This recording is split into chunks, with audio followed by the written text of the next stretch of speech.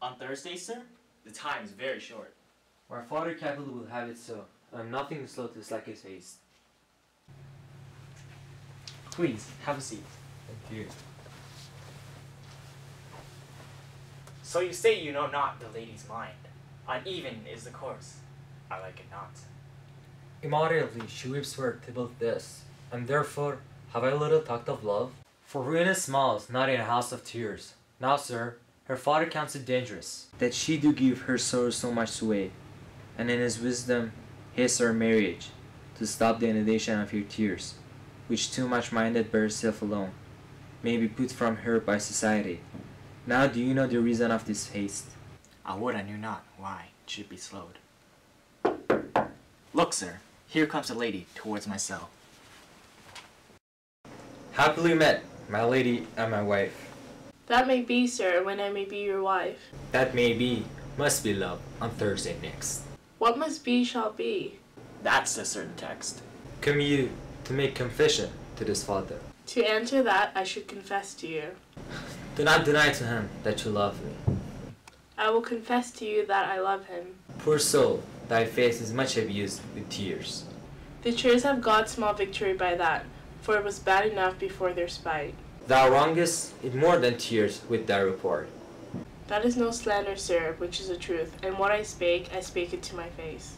Thy face is mine, and thou hast slandered it. It may be so, for it is not mine own. Are you at leisure, Holy Father, now? Or shall I come to you at evening mass? My leisure serves me now, pensive daughter. My lord, we must entreat the time alone.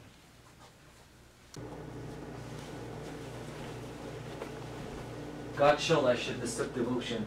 Juliet, on Thursday early will I arouse you, till then adieu, and keep this old kiss.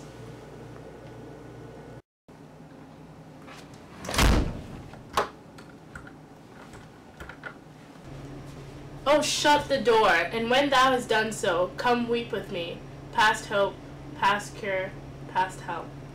O Juliet, I already know thy grief, and it strains thee past the compass of my wits. I hear thou must, and nothing may prorogue it, be married on Thursday next to this county. Tell me not, friar, thou that hearest of this, unless thou tell me how I may prevent it. If in thy wisdom thou canst give no help, do thou but call my resolution wise, and with this knife I'll help it presently. God join with my heart and Romeo's, thou our hands, and ere this hand by thee to Romeo sealed, shall be the label to another deed. Or my true heart with treacherous revolt turn to another, this shall slay them both. Therefore out of thy long experienced time, give me some present counsel, or behold, twixt my extremes and me this bloody knife shall pay the umpire, arbitrating that which the commission of thy years and art could to no issue of true honor bring. Be not so long to speak, I long to die, if what thou speaks speak not of remedy. Hold, daughter, I do spy a kind of hope, which craves as desperate as an execution, as that is desperate which we would prevent. If, rather than to marry County Paris, thou hast the strength of will to slay thyself, and thou wilt likely take it, a thing like death to chide away the shame, that copest with death himself, escape from it. If thou darest, I will give thee remedy. Or bid me leap rather than marry Paris from off the battlements of any tower, or walk in thievish ways, or bid me lurk, where serpents are, chain me with roaring bears, or hide me nightly in a charnel house, or covered quite with dead men's rattling bones, with reeking shanks and yellow chapless skulls, or bid me go into a new-made grave, and hide me with a dead man in his shroud. Things that to hear them told have made me tremble, and I will do it without fear or doubt, to leave an unstained wife to my sweet love. Hold then, go home, be merry, give consent to marry Paris.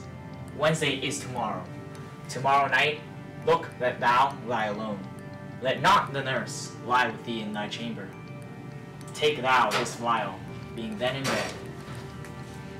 When presently through all thy veins shall run a cold and drowsy humor, for no pulse shall keep this native's progress. but surcease. No warmth, no breath shall testify thou livest. The roses in thy lips and cheeks shall fade to wanny ashes, thy eyes' windows fall. Like death, when he shuts up the day of life, each part, deprived of supple government, shall stiff and stark and cold appear like death. And in this borrowed likeness of shrunk death, thou shalt continue 42 hours, and then awake as from a pleasant sleep. Now, when the bridegroom in the morning comes to rise thee from thy bed, there art thou, dead.